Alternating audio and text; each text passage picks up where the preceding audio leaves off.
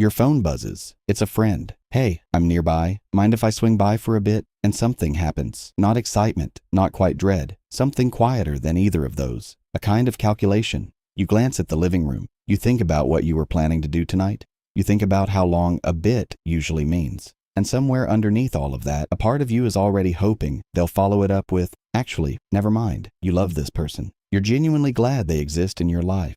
And yet, if you've ever felt that specific, low-level resistance, if some part of you quietly breathes out when plans fall through, you're not antisocial, you're not broken. There is a very specific thing happening in your psychology, and it has a name. Several names, actually. And once you understand them, something clicks into place that you might have been quietly confused about for years. Here's what nobody actually explains. Why? Picture this. It's a Sunday afternoon. You've had the house to yourself for about 4 hours. The particular kind of quiet that feels like yours. No performance, no adjustments, no reading the room, just you and your space, doing exactly what you want at the pace you want to do it. And then the doorbell rings. It doesn't matter who it is. What happens in that moment, before you've even opened the door, is your nervous system switching modes from recovery to performance, from restoration to management. And for certain people, that switch has a cost that other people genuinely cannot feel. Researchers who study environmental psychology, the science of how humans relate to their physical spaces, have a specific classification for what your home is. They call it a primary territory. Psychologist Julian Edney spent years mapping out the dimensions of human territorial behavior, and what he found is that not all spaces carry equal psychological weight. Your office desk is a secondary territory. You feel some ownership there, but it's negotiable, shared, temporary. A park bench is a public territory. Anyone can sit there. But your home? That's primary. It's the space most tightly woven into your sense of identity, your sense of safety, and your sense of control over your own life. Which is why when someone crosses that threshold, even someone you love, even someone you invited, your nervous system registers it as a boundary event. Not a crisis, a recalibration.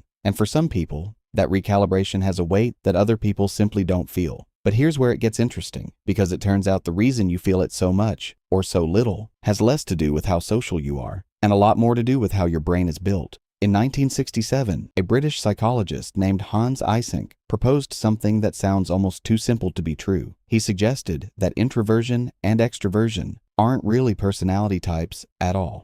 They're biological states. Specifically, they're different resting levels of something called cortical arousal. How activated your brain is before anything even happens. Here's the plain English version. Your brain has a baseline, an idle speed, and not everyone's idle runs at the same level. Eysenck found that introverts, and he measured this using EEG brain activity, have higher resting cortical arousal than extroverts. Their brains are already running closer to full before any external stimulation arrives. Extroverts start lower and need more input from the outside world to feel switched on. Think of it like this. Imagine your nervous system is a phone battery. The introvert's phone starts the day at about 80%. The extrovert's phone starts at around 20%. Now they both go to the same dinner party. 2 hours of conversation, laughter, questions, noise, decisions about what to say next and when to say it. Same inputs. Completely different outcomes. The extrovert ends the night at 90% charged. The introvert ends it at 3% and has been quietly calculating the exit since the first hour. Wild, right? Same room, same people, same conversation. One person's source of energy is another person's drain. And here's what that means specifically for guests in your home. Your home, when you're alone, is doing a very particular job. It's not just a place where you happen to be. It's a low stimulation environment that actively brings your arousal back down to a level that feels comfortable. When a guest arrives, that environment changes function.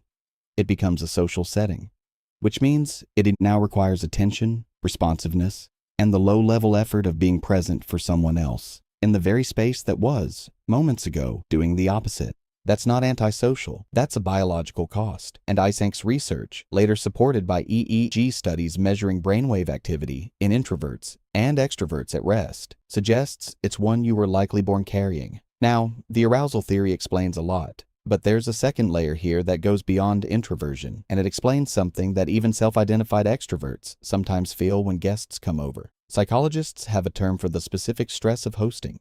They call it, and I want to be clear, this is not a clinical diagnosis, they call it the guest stress syndrome response. And what triggers it isn't the presence of people. Exactly. It's the transformation of your primary territory. Remember that term from earlier, primary territory. Here's what Julian Edney and researchers after him found about what happens when someone enters yours. There are two specific kinds of disruption that your nervous system picks up on, even when everything seems fine on the surface. The first is invasion. That's when someone enters a part of your space you weren't ready to share. Your bedroom, your kitchen, that corner of the couch that's silently yours. The second is contamination. That's subtler. It's the coffee cup left in the wrong place, the bag dropped on the chair, the slight reorganization of your environment by someone who didn't know your system. And here's something that sounds contradictory. Neither of those things requires any bad intent. Your nervous system doesn't care about intent. It registers the change. There's also a privacy dimension that researchers have noted, and it's something you've probably felt without ever having a word for it. When guests are in your home, you are simultaneously being a host and monitoring yourself. Every surface is suddenly visible through their eyes. Every choice you've made about how to live becomes information they might interpret. That self-monitoring process, managing what they learn about you while also managing how they feel, is a layer of cognitive effort that runs under the whole visit, quietly, continuously. Here's the paradox at the center of all of this. You can love the people in your life completely and still find hosting them genuinely expensive, not because you care less, because you care about something else, the space where you're not performing anything for anyone, and for a few hours, you've had to give it up. Hit subscribe if this is landing. This channel is exactly for this kind of person. Now, and this matters, so stay with me here. Most people who don't love having guests are simply wired the way we've been describing. That's not a problem to fix. That's a trait with a solid neuroscience foundation and a completely legitimate psychology behind it. But let's be honest about something else. Because for some people, the discomfort isn't just about arousal thresholds and territorial psychology. It's about something that crept in more quietly over more time. Research on social anxiety and a notable study by Kashdan and Farmer in 2014 found something that stays with you when you hear it. The people who experience the most distress in social situations are often the ones who most want connection. The gap between what they want and what their nervous system allows isn't small.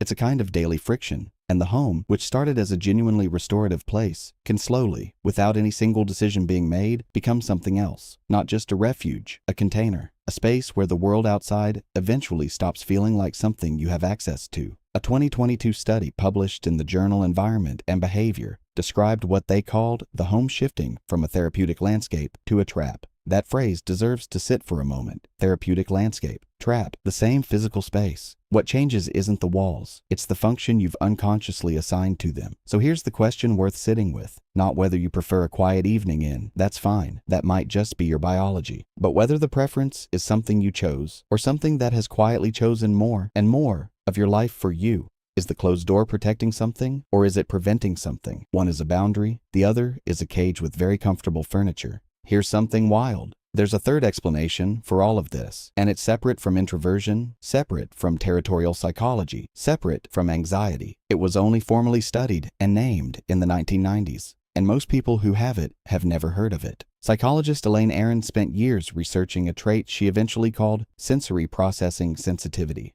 The people who have it, she estimated somewhere between 15 and 20% of the population, don't just process the world.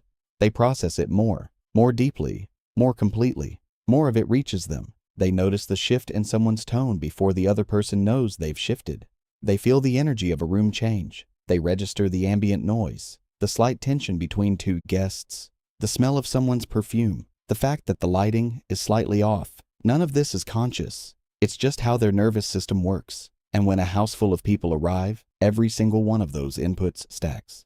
Aron found that this trait, she called it differential susceptibility, is not a disorder. It's found in over 100 species. It's an evolutionary strategy. The brain that notices everything, that processes stimuli deeply before acting, is a brain that was useful, still is, but it comes with a cost in high input environments. And there is no higher input environment than your own home, reorganized by other people's energy. Here's the part that most people with this trait never hear. The same sensitivity that makes a dinner party exhausting makes a solo Tuesday evening more restorative than most people will ever experience. The same nervous system that gets overloaded by noise, by the social math of a gathering, by the low-grade management of other people's comfort. That same nervous system can find genuine, deep restoration in things that other people walk past entirely. The particular light through a specific window. A quiet that has texture. A Tuesday evening that nobody will ever photograph. You don't just recover in solitude, you recover profoundly, because your brain processes depth in every direction. That's not a consolation prize. That's the other side of the same coin. So here's where we actually land. You are someone whose brain runs at a higher idle, whose primary territory, your home, your space, your carefully calibrated quiet, is bound up with your sense of identity in a way that it simply isn't for everyone, whose nervous system may process stimulation more deeply and therefore needs more recovery time after it. And when a guest arrives, loved, welcome, invited, something in all three of those systems shifts simultaneously. Not because you don't care, because you care about a specific thing in a very specific way. And for a few hours, it's been handed over. Some people are like solar panels. They turn outward toward noise and light and the energy of other people, and they charge. And some people are more like a deep battery. They charge slowly, quietly, in the absence of input rather than the presence of it. Neither is faulty. They just run on different conditions. You're not cold. You're not rude. You're not secretly avoiding your life. You are someone who knows what your nervous system needs and who feels the cost of the things that interrupt it. And honestly, that level of self-knowledge, that particular awareness of your own interior conditions, is something most people never develop. You just needed the science to confirm what you already knew. If this hit home for you, if you've been nodding along to something you've felt for years but never had language for, please subscribe.